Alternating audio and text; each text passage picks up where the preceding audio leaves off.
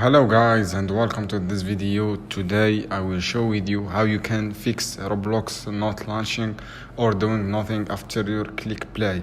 So guys, basically this is easy. You can do just follow this step.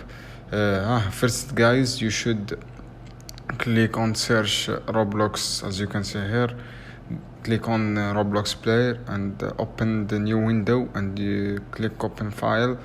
And the bits and the case guys stopped working, you can fix this website version and not of the Microsoft application version. Guys, click this Roblox, as you can see here, studio, and application version.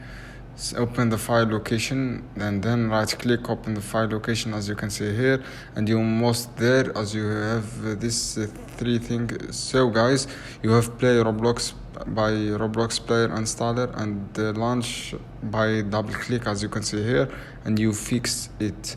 So guys, double click, you can just right click here and open, should be fixed. I hope guys this video helped for you. Then don't forget to subscribe for more content.